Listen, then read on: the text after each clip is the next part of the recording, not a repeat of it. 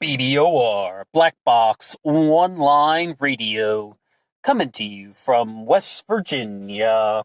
All right, today is another Zodiac Killer upload, and the first thing I would like to say is thank you to anybody who checked out the documentary Obsession into Darkness. But I would like to say, though, and more like I have to say, that film has been taken down because the director is going to modify a few things, and some things are going to be repackaged, if you will. But thank you to anyone who checked that out. I saw a lot of things in the comments section when we did our promotional piece for Obsession into Darkness, because, of course, I was one of the contributors to that project. But look out for the updated version of that documentary coming soon, and our promo piece on Obsession into Darkness that we did on this channel has since been marked private, but hopefully we can change some things with that, and looking forward to the next few weeks or months when that documentary is re-released. Now, on to today's topic. We are discussing Time 17 by Gareth Penn, and you'll see here that this is listed as Part 2. So I would like to welcome you again to our book discussion, and I gotta tell you, Gareth Penn just jumps right into things.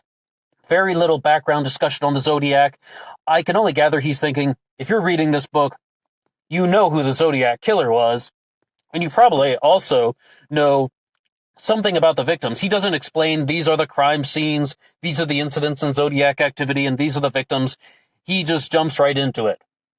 And I gotta tell you, though, somebody left a very good comment. I don't have it in front of me, or else I'd give you a shout-out by name, but they said, at the conclusion of your book discussion, you should bring on the guy from Zodiac Killer Insights who thinks that Gareth Penn is the Zodiac Killer, meaning that we should bring on that guy to have an interview. And I think that that is an absolutely brilliant idea, because I've said before, Gareth Penn is the best suspect in the Zodiac Killer mystery. For the sole fact that it's like, okay, someone is a legendary serial killer that never gets caught. Then, years later, comes out and says, here's how it's done. The murderer becoming the researcher. I think it's the best story. Do I actually believe that Gareth Penn was the Zodiac Killer? Not really. And we're going to talk a little bit about that today. And there are going to be a few things that go in, because as I said, Gareth Penn jumps right into this. And here's to the part where we get to the famous radiant theory.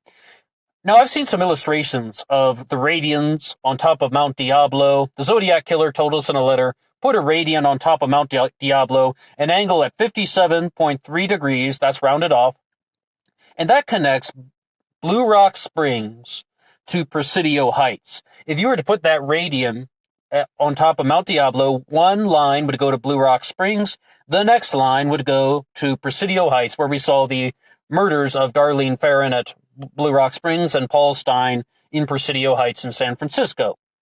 Now, I've seen the other illustrations, but I didn't really look too closely. I didn't really comprehend them. Gareth Penn gives us a little bit of a breakdown, saying that you can make a right angle from one part of the radian to the other side of the radian, and the right angle will take you to where? Lake Berryessa. And I've always thought about this. How is he going to explain this in the radiant theory? Because obviously there were more than two incidents in Zodiac activity. Lake Berryessa becomes the point of the right angle. Then there is a place that is the same distance from Mount Diablo as Lake Berryessa, like equidistant, as Gareth Penn describes it. It's the same units of measurement, the same number of kilometers from Mount Diablo as it is to Lake Berryessa. And that is Travis Air Force Base. And then, this is when people start to think, are we looking for somebody, a Zodiac Killer suspect, who was stationed at Travis Air Force Base, or just in the Air Force, period? That's one of the things to think about.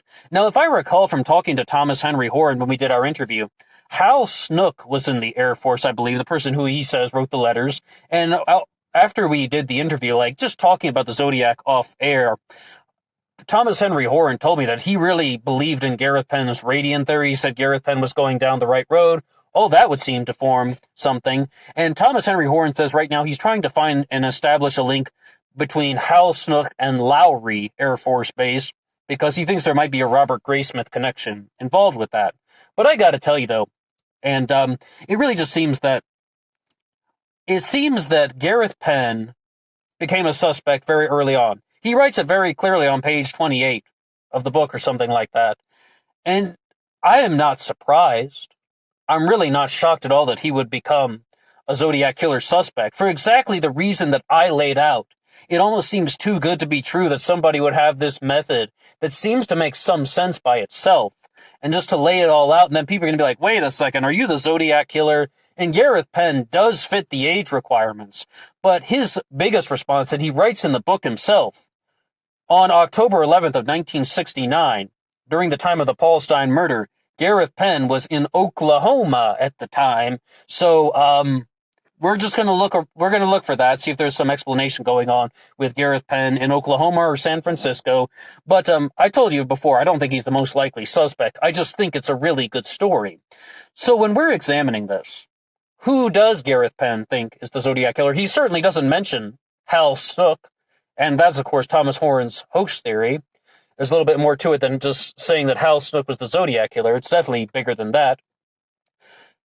There's a lot of talk about bodies of water in the Gareth Penn theory. And when we did our uploads on him in the past, we mentioned that Gareth Penn is very much into the bodies of water example. Tom Voigt also picked up on this for a little bit, mind you. One of the things that I think about this is that, let's just sort of look at what Gareth Penn says first. Many of the Zodiac incidents took places near bodies of water. Lake Herman Road, Lake Berryessa, and Blue Rock Springs. And he said that the Presidio Heights murder happened on Washington and Cherry Street, and he says the word wash, W-A-S-H, part of Washington, is somewhat connected to water. And they talk about this in the book. Gareth Penn talks about this in the book, just that they needed a location that would match up with the radian. If you were to put that radian on top of Mount Diablo, 57.3 degrees, just meaning that Paul Stine picked up the wrong person. It would have been any cab driver. He just had some very rotten luck.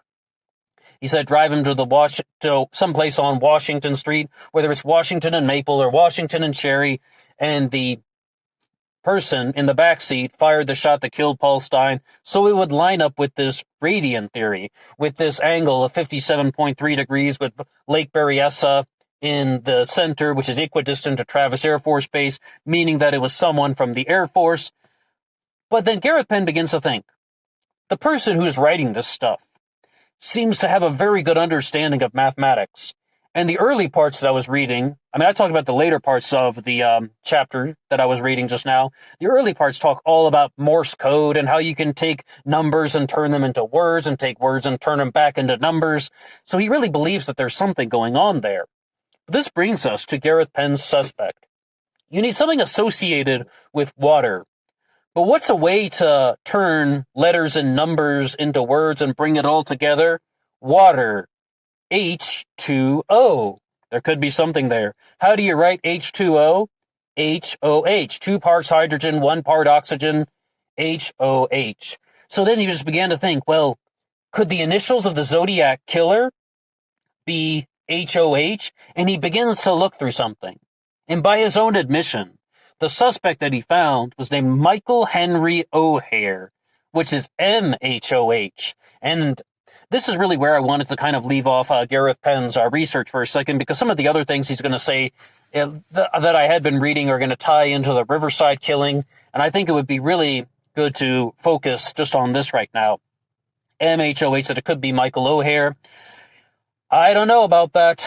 He openly says it's a stretch, so we're going to have to see how he's going to justify this. It's not HOH. And he began to search other names, like someone who has the last name Waters, someone who would have the last name Delacroix, any sort of possibility that could be linked to water. Gareth Penn is also somebody who counts the words, and he's saying that the Zodiac uses the word times very frequently, and almost thinking that there could be a connection to the good times. And immediately, whenever I hear the words good times, no matter when it's mentioned, I always think about Richard Gaikowski, because that was the name of his newspaper. But something that Gareth Penn also tells us is the Zodiac most frequently wrote to the San Francisco Chronicle.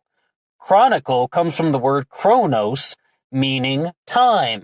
There could be a connection there. Perhaps it's just a coincidence. Lots of newspapers use the word Times by his own admission. We had the Vallejo Times Herald, the Los Angeles Times, the New York Times, the Chicago Sun-Times. Lots of newspapers do that. But I mean, I don't really know if that is something to think about. That the Zodiac used the word times very frequently to make people think about Chronos, which could think about Chronicle, or does it just meant you're supposed to think about the Good Times and Richard Gaikowski? I'm not really sure, and you can't accept something like that at face value because we really have to find out where is all this going. And Gareth Penn, I'm sure, is going to explain it to us in the book, but it's definitely something that is different. And I really do have to appreciate that he's trying to find a way to make sense of this thing. He's not just going to be like, oh, there's nothing there. Because part of this chapter has Gareth Penn sitting down with Ken Narlow, and the detective Ken Narlow, and they're talking about the Zodiac killer. And he talks to him about the radian theory. And then Narlow just simply says that 10 years went by. He's like, I never bothered to look up what a radian was. And then, like Gareth Penn's almost just face-palming at that point. And my absolute favorite point in the entire book so far, early parts of the book though, the favorite part is just that when Gareth Penn starts talking about pi, and he recites 15 digits of pi, and Ken Narlow says, when I was in school, they told me pi was 3.1. I shouldn't be too hard on him because I'm not a math person, but I don't know, I always just like that line a little bit.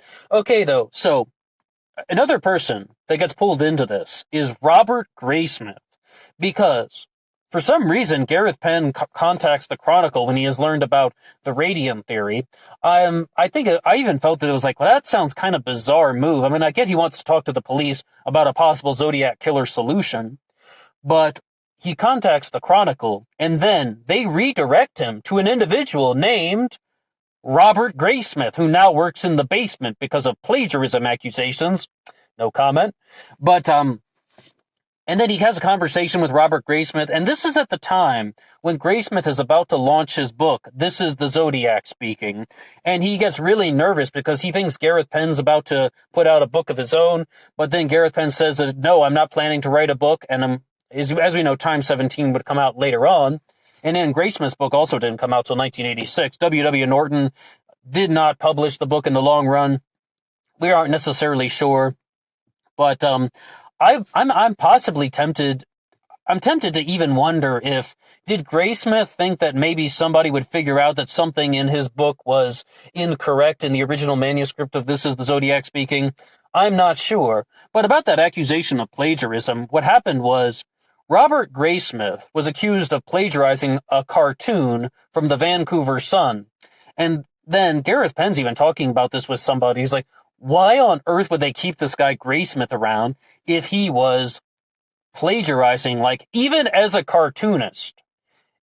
That should have been a big deal, because working as a newspaper, plagiarizing, they're like, why keep this guy around if he's trouble? It's like, they should have gotten rid of him, right? And one of the possibilities is, Gareth Penn didn't say this, but I'm sure some people might be thinking that Robert Graysmith may have had dirt on a lot of people. Even if you don't entertain the Zodiac Killer hoax theory saying that Graysmith was an active participant in all this, Graysmith's name can be found in the cipher, Graysmith knew that Paul Avery was in on the Zodiac Killer hoax. I mean, like, even if you don't entertain that, you could simply say that Robert Graysmith had an enormous amount of personal connections. Robert Graysmith had an enormous amount of connections to detectives and journalists, because he started work on the Zodiac Killer book in 1972. And this is in the 1980s when Gareth Penn is talking about this, so it's almost like if they were to fire him, that he could possibly expose a lot of people for certain criminal activities, and it would be a giant haywire shit show. Possibly. I'm just speculating at that point. But I mean, I think that's what Gareth Penn may have been implying in the book. The whole point is, Robert Graysmith is still there, but he is working in the basement with the art department for some other things, and the whole point I would just like to say is that Gareth Penn's stuff is very bold, it's very challenging, and it's very out there. There's possibility that we could be dealing with bodies of water, and I mean, it's almost just like when you sit down and you think about all the possible combinations of something. It's like, how do we tie water into this? I mean, if someone's name is Waters or Watterson or something like that, Waterton, it could be all of those. Oh, by the way, Richard Gaikowski was born in Watertown, San Diego. No, Watertown, South Dakota was. I do that every time. I always want to think about it. It's because of an SD. It says Gaikowski was born in Watertown, SD. I also said that during my Richard Gaikowski upload, but that's Watertown, South Dakota, I believe, is where Gaikowski was born. I'm just throwing that out there, but is that really what the Zodiac wanted us to look for? And I believe that some people are also re-examining the radiant theory, might be going at this in somewhat of a different way, by saying that this is not necessarily so much about the bodies of water. Okay, I mean, they got a park by Lake Berryessa. They have like a somewhat of a park by Lake Herman Road. Although, as we see, when we pulled up the Lake Herman Road location on Google Maps and did like the street view, that's rather just a very secluded area, that particular zone. But it's just like, all right, so you got a park by a body of water. And Blue Rock Springs has numerous places. And we have to bear in mind there's not only one Blue Rock Springs. It's not just the Blue Rock Springs Park. There are many things in that area that have the name, including Blue Rock Springs Golf Course. So, with this here, part of me feels like Gareth Penn is grabbing at straws a little bit by thinking HOH, body of water, H2O, 2 parts hydrogen, 2 H's and an O. Part of me really feels like that is just grabbing at straws, but at the same time, I would not be surprised for a second that someone would think that Gareth Penn is the Zodiac Killer, because he's writing in the book, I have discovered a secret that only I and the killer know. I have discovered something that must have been so private to the Zodiac, but will now be revealed to the world. Like, he's talking like that in the book. And it's just like, wait a second. And I know maybe I'm superimposing my judgment on this situation a little bit, because Gareth Penn is someone that I've heard the theory that Gareth Penn could also be a suspect in the Zodiac Killer mystery before. So perhaps I'm, kind of somewhat aware that we should be looking out for that. But I think that even if I read that on my own, just somebody talking like that, I'd be like, hey, wait a second. Is this guy the Zodiac Killer himself? But he writes very clearly in the book that he was a suspect. He says as absolutely clear as day, I became a suspect because he had because they believe that his explanation was so precise that, looking at the angles and the lines and the radians and the equidistant points, I mean, that if it wasn't Gareth Penn, then it could very well be somebody in the Air Force, and we're just going to see where that's going to go. But yes, Gareth Penn did say that he was in Oklahoma for the time of the Paul Stein killing. It couldn't possibly be him. Is it going to turn out that that's just false and that something has been falsified?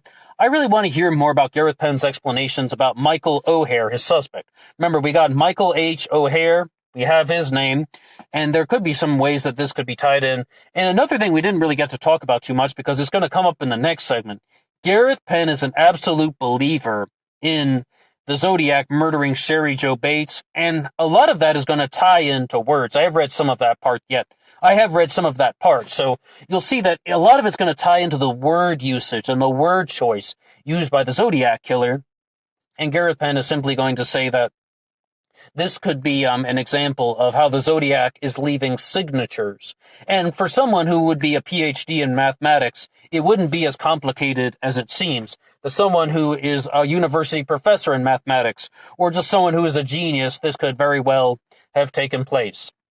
Well, that's all for me now. Thank you for listening to part 2, and you can always hit that like button and subscribe, but let's look forward to part 3 and check out some other topics on this channel as well. Keep listening, why not? What do you have to say about Gareth Penn and his book times 17? Until next time.